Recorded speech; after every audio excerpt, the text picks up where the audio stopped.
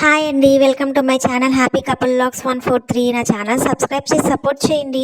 ఈ వీడియో వచ్చేసరికి ఏంటంటే, నేను కుక్కర్ లేకుండా చక్కగా మనం పెద్దవాళ్ళు ఇదివరకు ఎట్లా తలకాయ మోసం కానీ కాళ్ళు కానీ, ఇది మేకదండి, గొర్రెది కాదు, మేక తలకాయ ఎట్లా వండుకుంటారో అట్లా నేను ఇంట్లో మేము వండుకుంటామండి. మేము ఎట్లా వండుకుంటాం అనేది వీడియోలో మీకు షేర్ చేస్తున్నాను.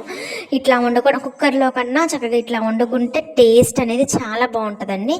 అలా తీసుకొచ్చినాక నేను ప్రతిదీ ఎంటుకలు ఉన్నాయన్నీ క్లీన్ చేసేసుకుని, ఎంటుకలు ఎక్కడైనా ఉంటే కనుక కొంచెం స్టవ్ మీద పెట్టుకుని కాల్చేసుకుని క్లీన్ చేసేసుకుని శుభ్రంగా అట్లా పెట్టేసుకున్నానండి.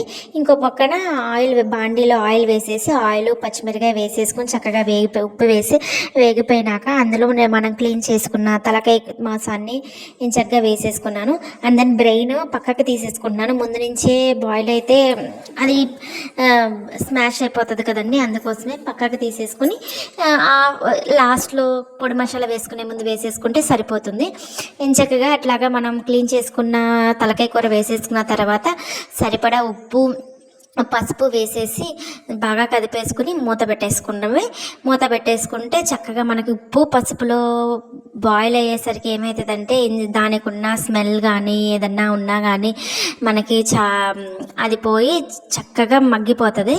ఈ లోపు పక్కనే నేను పొడి మసాలాకు రెడీ చేసేసుకుంటున్నాను. గసగసాలు, జీలకర్ర, ధనియాలు, సాజీరా, మిరియాలు, అదే అనాస పువ్వు లేదండి, లవంగాలు, కొంచెం సోంపు, చెక్క, లవంగాయ, జాజికాయ అన్నీ కలిపి పొడి చేసేసుకున్నాను. నేనైతే ఫ్రై ఏం చేసుకోలేదని డైరెక్ట్గా అట్లా వేసుకున్నాను. ఫ్రై చేసింది ఒక టేస్ట్ ఉంటుంది, ఫ్రై చేయకుండా పొడి పట్టుకుంటే చాలా టేస్ట్ ఉంటుంది. ఇది ఒక రకం టేస్ట్ ఉంటుంది. ఈ టేస్ట్ చాలా బాగుంటుంది, ట్రై చేయండి మీరు కూడా. అట్లానే అది కంప్లీట్ అయిపోయినాక అల్లము, వెల్లుల్లిపాయ కూడా తీసుకుని నేను ఇది కూడా గ్రైండ్ చేసేసుకుని చక్కగా పక్కన పెట్టేసుకున్నాను. ఇది కూడా గ్రైండ్ చేసేసుకున్న తర్వాత కంప్లీట్గా ఇలా వేసుకుంటే ఫస్ట్ మనం అలాగా వేయించుకున్నాం కదండి, ఉప్పును పసుపులోనే చక్కగా ఇలా మగ్గిపోయినాక దగ్గరకు వచ్చేసిన తర్వాత అది మన వాటర్ వస్తుంది కదా, వాటర్ అయిపోయిన అప్పుడు నేను అల్లం వెల్లుల్లిపాయ అయితే వేసుకున్నాను. అప్పుడు ఏంటంటే చక్కగా ఈ లోపు మనకు దాంట్లో మగ్గిపోతుంది కదండి, చక్కగా అది స్మెల్ అదంతా పోయి ఆ వాటర్లో ఇదైన తర్వాత ఇది వేసితే చక్కగా దానికి పట్టేస్తుంది.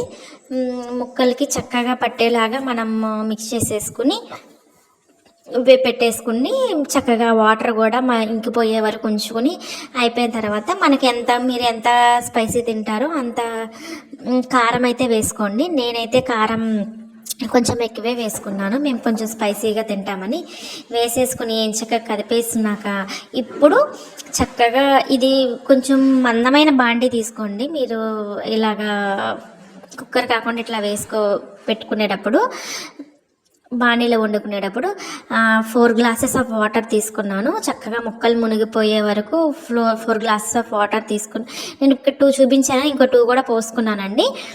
వేసుకున్నాక చక్కగా కొంచెం మీడియం, మరీ హై కాకుండా మీడియం, సిమ్ కాకుండా హై కాకుండా మీడియంలో పెట్టేసుకుంటే చక్కగా ఉడికిపోతుందండి. ఇంకా ఇక్కడికి వచ్చేసరికి ఉడికిపోయిన తర్వాత దీంట్లోనే చక్కగా పొడి మసాలా ఆల్రెడీ మనం కొట్టుకుని ఉంచేసుకున్నాం కదండి, అది కూడా వేసేసుకుని చక్కగా మిక్స్ చేసేసుకుని ఇంకొంచెం వాటర్ వేసుకున్నాను. నేను ఇప్పుడు కొంచెం వాటర్ వేసుకుని ఇంకా బాగా దగ్గరికి అయ్యే వరకు ఉంచుకుని ఇప్పుడు కొంచెం వాటర్ వేసుకున్న తర్వాత బ్రెయిన్ అయితే వేసుకున్నానండి, సరిపోతుంది. ఇప్పుడు ఇంకొంచెం దగ్గరికి అయ్యే వరకు మనం ఉడికిస్తాం కాబట్టి అది సరిపోతుంది. చక్కగా ఆ గ్రేవీలో పెట్టేసుకున్నాను.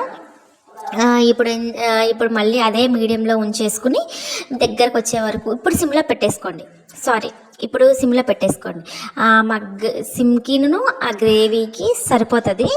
బాయిల్ అయ్యేసరికి చక్కగా ఇట్లా దగ్గరకు వచ్చేసింది చూసారా, చక్కగా పీస్ కూడా చక్కగా మెత్తగా ఉడికిపోయిందండి.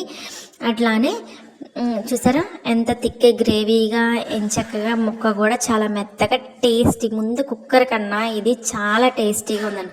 ఇదే మీరు కట్టెల పొయ్యి ఉంటే కనుక ఇదే పద్ధతిలో కట్టెల పొయ్యి మీద చేసుకోండి, ఇంకా అదిరిపోతుంది.